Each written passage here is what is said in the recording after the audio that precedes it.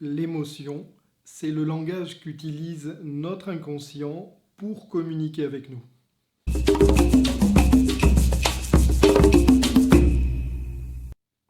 Alors, dans cette petite série de vidéos, on va parler des émotions. Vous l'avez compris, on va parler des émotions plutôt désagréables. Parce que lorsqu'il y a une émotion agréable, c'est plutôt bien, profitez-en, ça vous indique que tout est OK à l'intérieur. A l'inverse, les émotions négatives, comme toutes les émotions, sont une information de quelque chose qui se passe donc sur l'autre versant de notre esprit, celui qui n'est pas conscient, donc le versant inconscient. On pourrait comparer les émotions avec les voyants rouges du tableau de bord de votre voiture.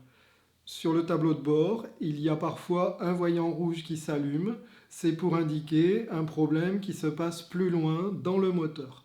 Alors, ce serait stupide de couper le fil électrique de l'ampoule en disant voilà, cette ampoule ne s'allumera plus jamais. Bon, ce serait aussi stupide de chercher à supprimer une émotion puisqu'elle n'est qu'une information, l'envoyé spécial pour signaler qu'il y a à l'intérieur de nous-mêmes un petit problème ou un gros. À la différence du conscient mental, l'inconscient va communiquer avec nous par le biais d'émotions, de ressentis, de sentiments, des impressions aussi, parfois même des intuitions. L'étymologie du mot émotion vient du latin emotio.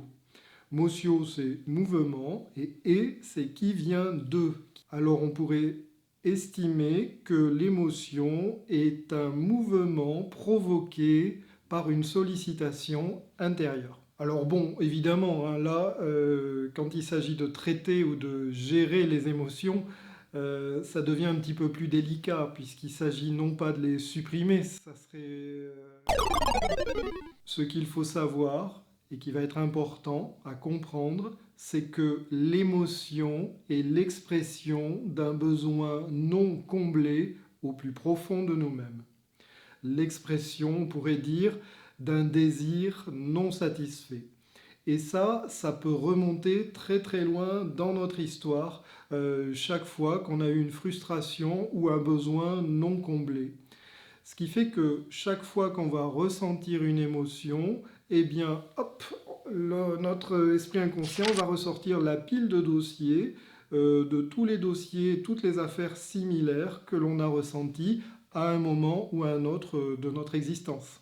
Alors par exemple, la colère, pour moi, c'est l'expression d'un besoin non comblé, d'un besoin de reconnaissance non comblé. Alors la colère m'inspire beaucoup d'injustice, c'est souvent l'injustice qui me met en colère, ou quand on m'a fait un mauvais coup, ce que j'estime être un mauvais coup.